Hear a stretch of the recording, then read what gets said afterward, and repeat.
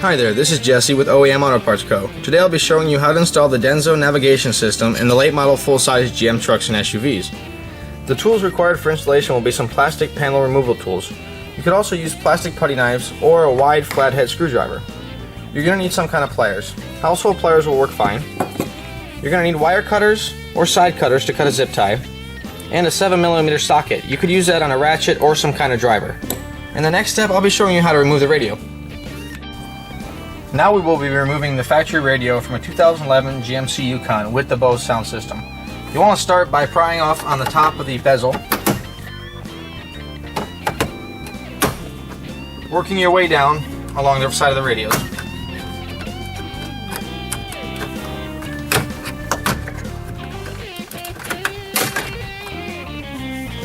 There will be 4 clips along each side and 1 clip on the bottom. With the 7mm socket, you will want to remove the 8 bolts, 4 on each side of the radio. You want to start with the 2 bottom ones and remove the accessory tray. The next 2 up, remove the AC climate unit, and then the 4 to remove the radio.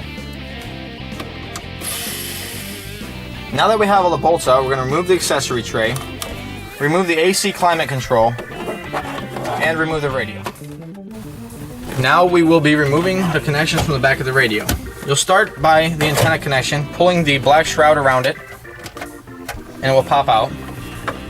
The USB connection, on 2010 vehicles and up, most of them have them. You want to start by putting your panel key on the little metal tab and pulling it right out. The 2 other connections are just a little clip on top and they slide right out. This is the VSS harness, the vehicle speed sensor harness, denoted by the brown connector. You're going to want to separate the green wire from the gray and purple wire. You'll be running this down through here, underneath the gas and brake pedal to a location I'll show you in a minute. You're going to want to make sure that this is not interfering with the functionality of the gas and brake pedal. Now that you've ran your wire in such a way that it will not interfere with the functionality of the gas and brake pedal, it's time to remove this distribution panel. It pulls right off. There's 1 clip holding it right there.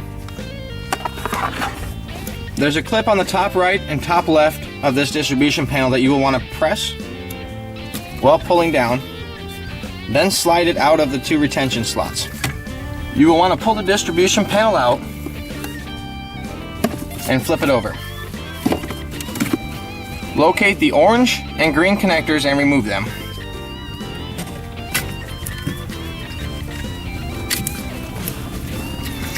You will want to cut a zip tie that will be around this bunch of wires. I've already done so.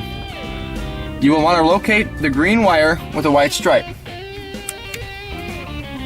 Then you will proceed to put a T-tap connector on this wire, which I will show you how to do. Now you will want to attach the T-tap to this green and white striped wire. You will do so by putting the wire in a metal slot, holding it with one hand, and applying pressure with the pliers until you hear a click. Then you will take your green wire from your VSS harness that you've routed and make sure it is properly inserted into the T-tap.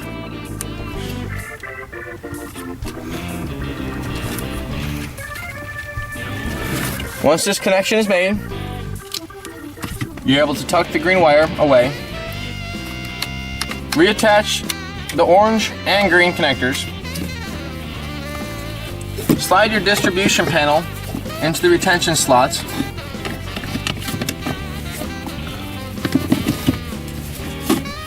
click it back in place, and reinstall your cover. Now we will be installing the GPS antenna. You're going to need to remove the front dash plate to do so. In some vehicles, the A-pillar will have to be removed, as in this case. You want to start by removing the 7mm screw cover and removing the 7mm screw.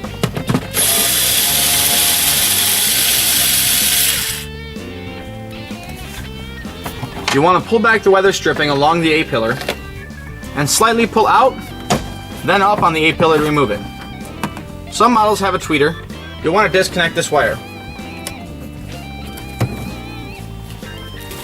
Now you will want to remove the dash plate. To do so, you'll want to start from the driver's side, working your way over to the passenger side.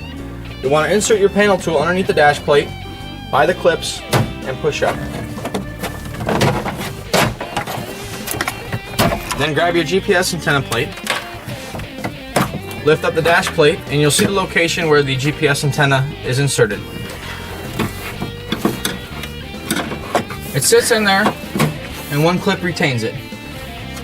You'll want to route your GPS wires around the defroster vents, down to behind the radio. When routing the GPS antenna wire, you will want to be sure to come through the lower opening of the radio bay. If you run the wire anywhere else, you risk pinching it and damaging it. Once you have finished running the wires for your GPS antenna, you'll want to be sure, once again, to make sure it's not interfering with the defroster, and reattach the dash plate. Once your dash plate is secure, you'll want to reinstall the A-pillar. If your A-pillar has a tweeter, you will want to reconnect this now. Once your tweeter is connected, you'll want to make sure the lower tabs on the A-pillar line up with the dash. Push down, and then over to lock your A-pillar into place. You'll want to reinsert your 7mm screw.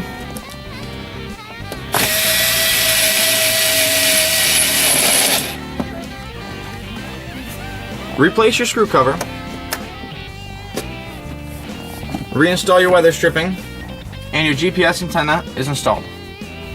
Once you have your GPS antenna installed and your vehicle speed sensor wire installed, you'll want to install your factory upgraded navigation system.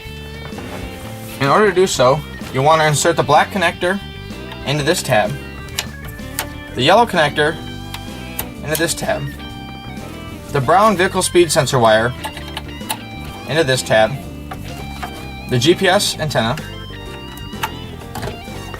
and the AM/FM antenna.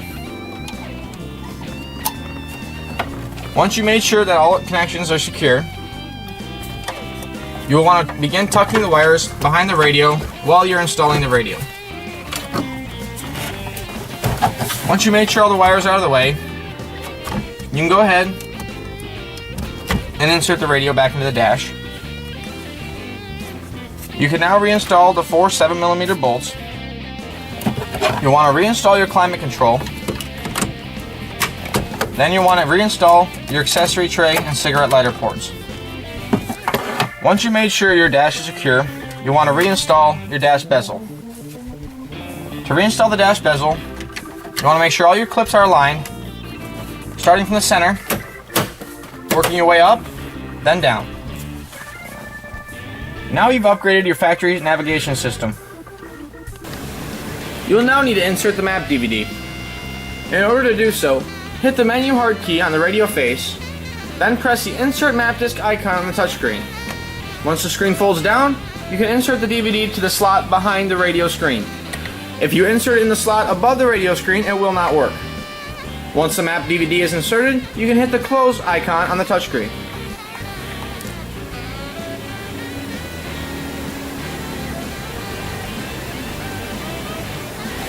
As you can see, there's a /through GPS icon on the screen. This indicates that the GPS system is not yet synced with the GPS satellites. We just got back from a short drive. As you can see, the /through GPS icon is no longer on the screen. This indicates our GPS system is now synced with the GPS satellites. Now you will need to select the region in which you'd like to search. In order to do so, hit the destination hard key on the radio face, hit the change search area icon on the touchscreen, and then select the region in which you'd like to search. You will notice certain states get highlighted, along with the abbreviations of the states appear on the bottom of the screen. Once you've selected the region you'd like to search, hit the back icon on the touchscreen, the navigation hard key on the radio face, and now you can enjoy using your new navigation system.